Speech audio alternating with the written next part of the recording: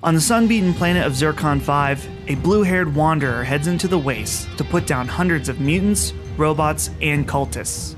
Instead of flashy uppercuts and roundhouse kicks, this wanderer follows the way of the passive fist, a style that relies on well-timed parries and dodges, designed to wear opponents down until they can be pushed over and out with the smallest effort. The retro vision that Household Games has brought to life has a nostalgic aesthetic that is quirky and familiar in the best way, while creating a game that is equal parts accessible and challenging.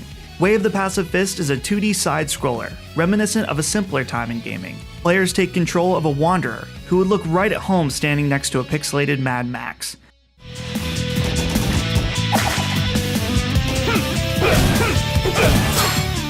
The soundtrack consists mainly of wicked guitar licks that keep the tension high.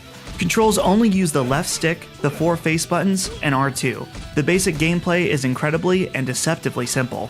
The Wanderer parries and dodges attacks until the opponent's stamina bar runs empty, at which point players can hit triangle to shove the weary enemy to the ground. Build up combo streaks to unleash a devastating power attack with R2, which is critical to gameplay and satisfying to pull off. Most encounters are pretty simple. Dodge with the rhythm of the enemy attack, build up combos, and wait to knock them out. Passive Fist manages to escalate gameplay throughout the 10 chapters of the main story in ways that keeps the game from growing repetitive, or drowning the player in too many enemy types too soon.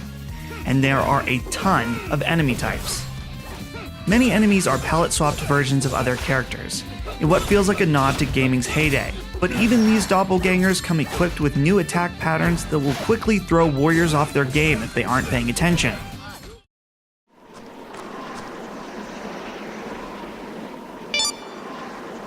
No more blocks! At the end of every odd-numbered level is a boss, a really fantastic-looking boss that is equally as fun to fight as they are challenging to beat.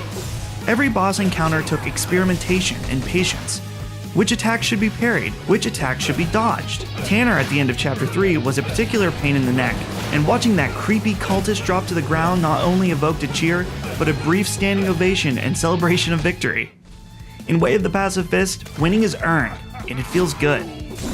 Passive Fist is a challenging game. Bosses require significant time investment, and levels will throw in assortments of enemy combinations that require a lot of focus.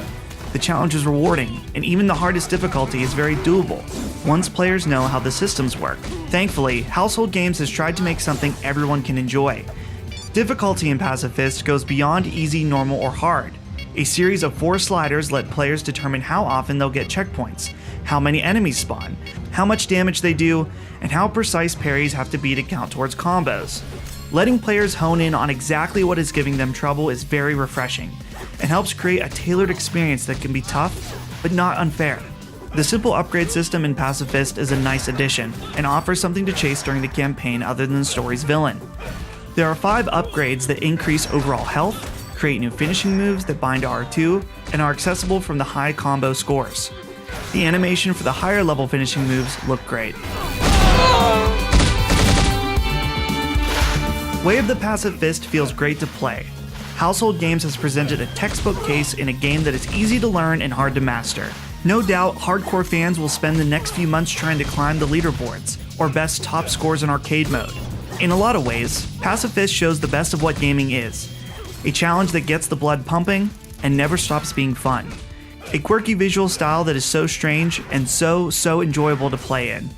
If this game had come out in 1992 and stood at the arcade beside its spiritual ancestors, there would have been a line of kids waiting to play it, pockets loaded down with quarters.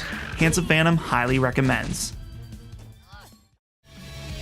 For more reviews, previews, and more, make sure to check out handsomephantom.com.